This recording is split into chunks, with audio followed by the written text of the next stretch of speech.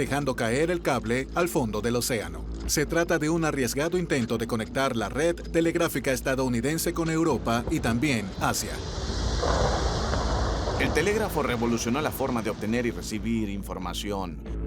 Pero había un problema para los estadounidenses. No había forma de comunicarse por el Atlántico, excepto de la misma forma que se ha hecho por siglos, que es por barco. Con miles de toneladas de cable a bordo, los dos barcos se enfrentan a una de las peores tormentas del Atlántico de la historia. Muchos pensaron que tendrían que lanzar el cable por la borda para evitar que el barco se hundiera. En una tormenta así no se ve el horizonte.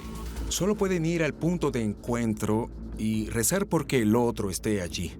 Durante 8 largos días, ninguno de los dos barcos conoce el rumbo del otro. ¿Alguna señal del Agamenón?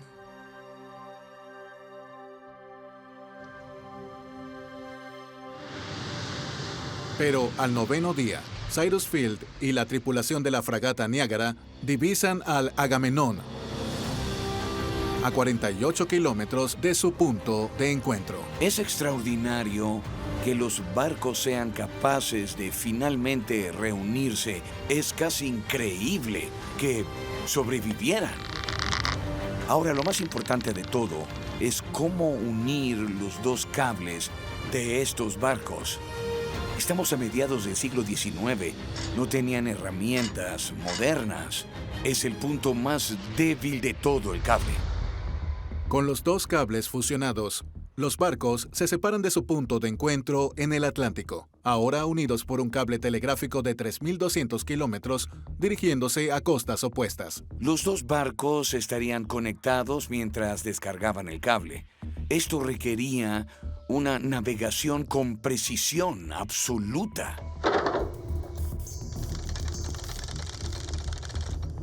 Mientras cableaban, no dejaban de enviarse señales. Decían cosas como: ¿sigue encendido? ¿Funciona?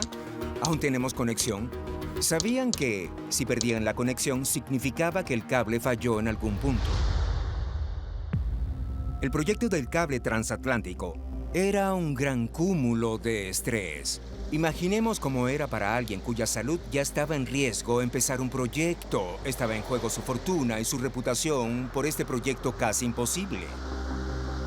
En este punto, Cyrus Field estaba obsesionado con su proyecto. No podía decir: está en buenas manos, envíeme un mensaje cuando termine. Él no trabajaba así.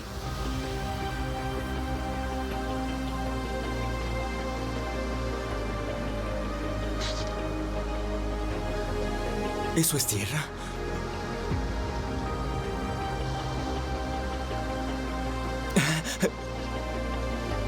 ¿Eso es tierra? Lo hicimos. Cuando Cyrus Field ve tierra, debió sentirse eufórico. Todos sus sacrificios, estar lejos de casa, todo el dinero, los intentos fallidos. Es su momento, es algo enorme. A la 1:54 de la madrugada del 5 de agosto de 1858, tras 4 años y medio de fracasos y frustraciones, Cyrus Field llega a tierra. Solo podemos imaginar lo que Cyrus Field sintió cuando el barco llegó a Terranova sin haber tenido problemas. Casi al mismo tiempo, el Agamenón se acerca a las costas de Irlanda con el otro extremo del cable. Una vez unido a la red telegráfica, por primera vez en la historia, los Estados Unidos y Europa están conectados. Significa que Norteamérica ahora está en el escenario mundial. Teníamos una línea directa con el centro del mundo, que era Londres, así que fue un buen día para nosotros. Para Perry Collins, la noticia no es bien recibida. Con un cable funcionando entre Nueva York y Europa, su plan para conectar los Estados Unidos con Rusia podría ser inútil. Esto es muy preocupante para Collins porque este es un escenario en el que el ganador se lo lleva todo. El cable que funcione primero gana y aquel que no lo logre lo pierde todo. Pero mientras Collins se reagrupa y la nación celebra, hay un problema. Notan que algo está mal.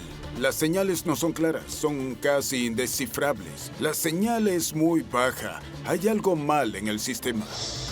Cyrus Field se enfrenta a otro desastre, que podría ser el golpe de suerte que Perry Collins necesita. El 16 de agosto de 1858, Cyrus Field conecta con éxito un cable telegráfico de 3.200 kilómetros desde Europa a Norteamérica. Por primera vez, las palabras son transportadas a través del Atlántico, no lentamente por barco, sino a lo largo del lecho marino, a la velocidad de una corriente eléctrica. Cuando el cable se conectó en 1858 fue un acontecimiento mundial, uno de los grandes momentos del siglo XIX. Por fin, un mensaje exitoso es enviado desde Inglaterra a los Estados Unidos por la propia reina Victoria. Pero, por desgracia para Field, el mensaje tarda más de lo esperado. Ese mensaje de la reina Victoria tenía 98 palabras y tardó unas 16 horas en llegar a los Estados Unidos. La razón por la que tomó tanto tiempo es que la señal era muy débil, por lo que el código Morse necesitaba confirmar que lo que se decía era lo que la reina quiso. Le escribían a la otra parte y le decían, ¿puedes reenviar eso? Phil no estaba contento con esto. A pesar del retraso en la comunicación, al día siguiente, el cable se abre a los mensajes comerciales con una tarifa exorbitante. Era muy costoso, eran $10 por palabra con un mínimo de 10 palabras. Era un mínimo de $100 y eso era lo que podía ganar una familia al mes. Pero el dinero no es el único problema.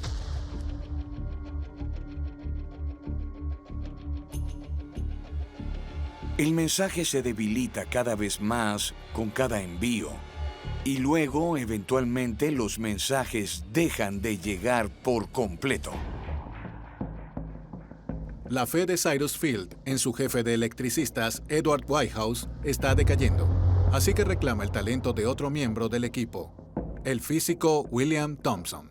Thomson era parte Einstein y parte Edison, porque era teórico, pero hizo experimentos prácticos. Thomson llegará a determinar el cero absoluto de la temperatura y será ennoblecido como Lord Kelvin por la reina Victoria, pero por ahora intenta arreglar la conexión de Field.